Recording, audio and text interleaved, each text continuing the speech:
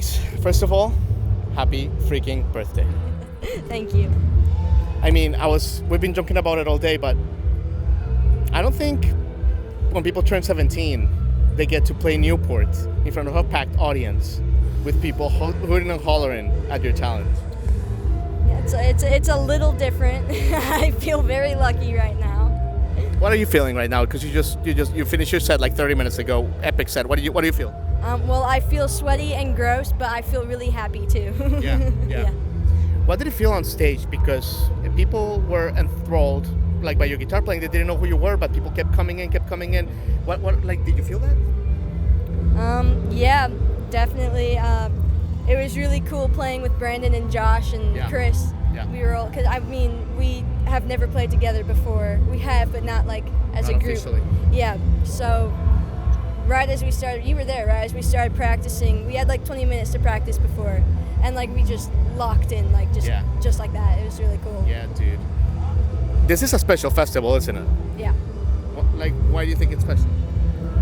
Well, the last festival I was at was Bonnaroo, and this is like totally different. I feel like people here are like actually listening to the music. Like, they're here for music. That's why people come to this festival. Yeah. And it's so historical too. I mean, how long has it been around for? 1959, I believe. Yeah, somewhere around there. That's crazy. Yeah, amazing. And speaking of the festival, not only your performance, but all weekend you've done cool stuff. Like, you did something with Valerie June the other day. Like, just kind of like big picture, recapping, like, what are some of the magical moments that, like, you're taking with you back to Nashville? Well, Valerie June was great, and then me and her actually both played in Margot Price's show. Yeah, how was that? Amazing. Yeah. Emmylou Harris was there, Jason Isbell. Yeah. Who else played that? A bunch of people. A bunch of people. Yeah. It S.G. was Goodman, awesome. everybody was there. It was awesome. Yeah. Erin Ray, all that good stuff. Erin Ray, yeah.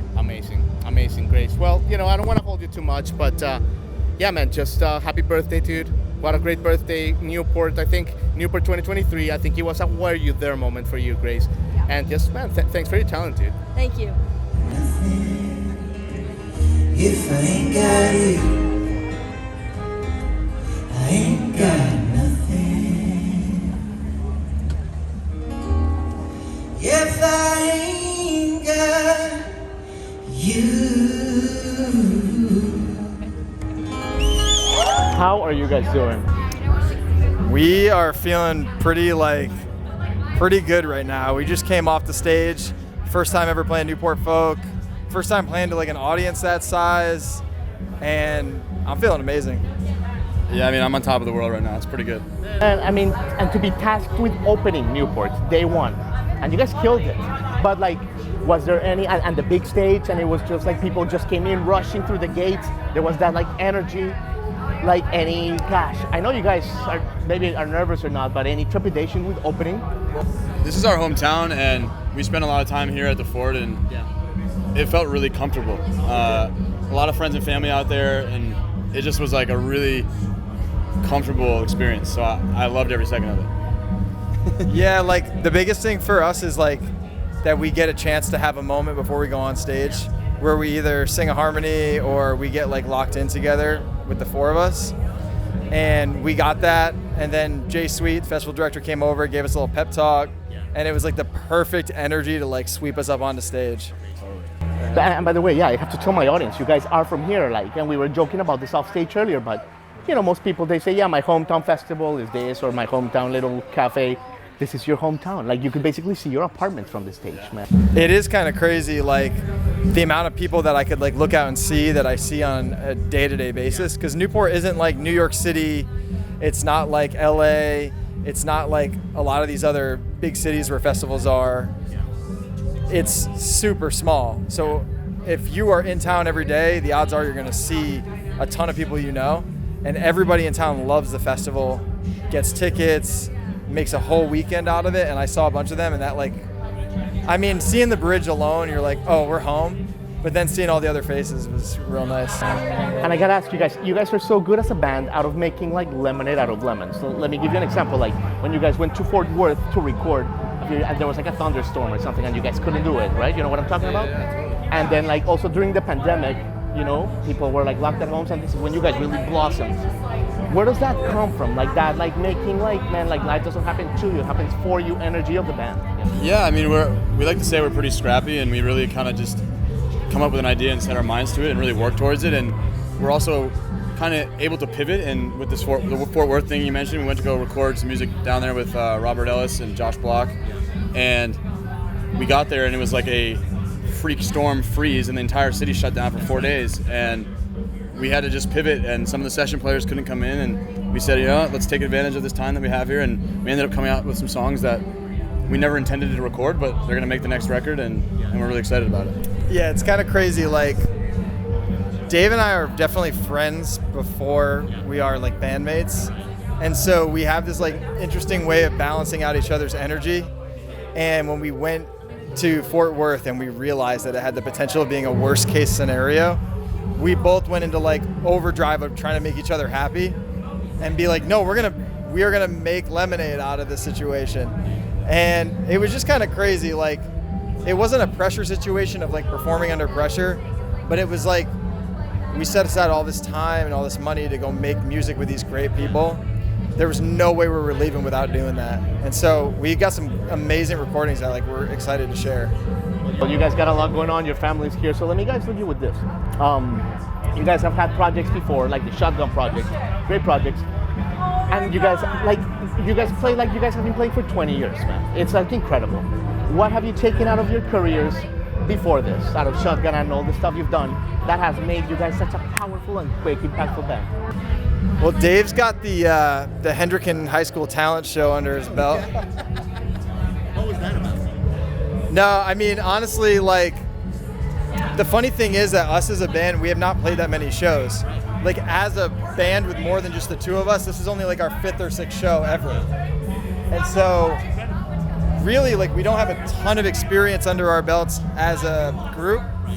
Even though we do have histories as musicians, like, any party you go to with Dave, he's playing the piano or guitar, and he's singing Beyonce.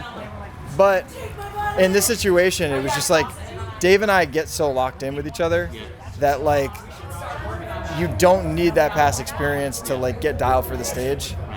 And we're both very like productive minded. We like over prepare, and that helped more than having any experience, because there's nothing that can prepare you for a stage of that magnitude. Well, I also think that we have kind of developed this workflow of like really focusing on being productive and not playing 250 gigs a year, but really being intentional about where we play, what we do, who we surround ourselves with, and it's seemingly working in our favor, so we're going to keep doing it.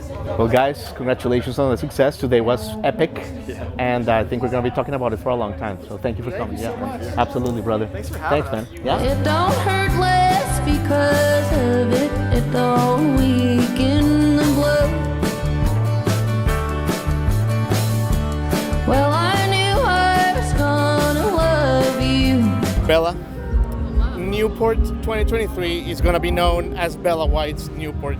Like, what a weekend for you. It's been pretty exciting. Yeah. I mean, I feel like every day, we've been here every day this week, you're doing something amazing. Oh, So wow. let's start with like your set on Friday, which was phenomenal. How was that like? It was so special. I mean, just like looking out and knowing kind of the people that have played here, and it feels like you are standing on the shoulders of giants, as they say. There's so many of my heroes have been here, so I think it was pretty surreal to be on that stage and just kind of taking it all in. Man, but you really were unbelievable, Bella. Oh. Like seriously. Like, I tell you this every time I see you, but you killed it. Oh, thank you. How are the new songs coming along? And the reason I ask is, the album's been out for like 4 months or so already. Have you found that like the songs are evolving on the stage, kind of like turning into something like different, better? Yeah, I mean, in some ways, I feel like when we do the 6-piece band, it's very like we're playing it like the record, which is really awesome and fun and exciting. And then they kind of take on another life when I do it with the trio, Right. Because we don't have all the instrumentation and we don't have the that same kind of like space being taken up. So it's a lot more intimate and kind of stripped down. And I think that can be really cool. It's like a different way of experiencing those songs. Amazing. Have you found? I remember Bono of U2 once said that songs are never finished; they're just released. Oh, do you yeah. relate to that? Say that again. Like, he said that songs are never finished; yes. they're just released. Yeah, I mean, I think that there's always room for songs to evolve and grow, and I think that's a really beautiful thing. It's like when I think about my first album now, I feel like those songs have like taken on this whole new life when we play them. So I agree. Yeah, there's always room for them to morph and grow and kind of shapeshift a little By bit. the way, it's been great to see you in Nashville. Yes. How is Nashville treating you? Nashville's wonderful. I love Nashville. What's your thing that surprised you the most about Nashville? Living. I mean, I guess it wasn't really much of a surprise, but just like it's really true that there's, you know, there's stuff going on constantly. There's always amazing music to be heard and amazing, you know, art to go see. Like it's just such I mean, I've seen you like at that like barn thing, remember? Like yeah, that the line square dancing? dance. Yeah, That was super cool. Yeah, there's such a good community of stuff like that there. It's- How's your family in Canada? Are they yeah, good? my family's very good. Yeah, they're doing well. Okay, Just great. enjoying Canada. Amazing. Yeah. Are you like writing songs while you're on the road or something, or are you just focused on like playing this record? I'm kind of trying to do a bit of both. I find it a little hard to write while I'm on the road because there's just so much stimulation and so much going on and not a lot of downtime. Yeah. But I've been finding time to write and make it work, and it's awesome. And Bella, you know, this latest record is, I mean, you're showing your evolution, and it's been so incredible as a songwriter. Have you, when you listen back to your first record, do you kind of like ick or cringe or like, oh my God, I was like so young or something, or are you like, or you respect who you were kind of thing? I definitely have moments of cringing a little bit, but like I don't really cringe. It still feels like, you know, a really big part of me. And I think there's some things that I hear now and I'm like, oh, I would do this differently, but I think such is the way of things, you know, it's like that is just making music. Well, let me leave you with this, Bella. I know that a lot of your friends have played here. What are like your highlights of what you've seen, or like some of the coolest things that like stand out from what you've seen play this weekend? I mean, Emmylou Harris last night at Margot's show was, you know, I mean, I knew she was going to be there, but you know, seeing her, she's probably my all-time hero. I'm such a fan of hers, and getting to see her, you know, and watch her kind of just like shine in that way was really special. Amazing. Yeah, I would say. Well, Bella, thank you for your time. You're the best. Always great seeing you. Yes, so good Thank to you. see you too.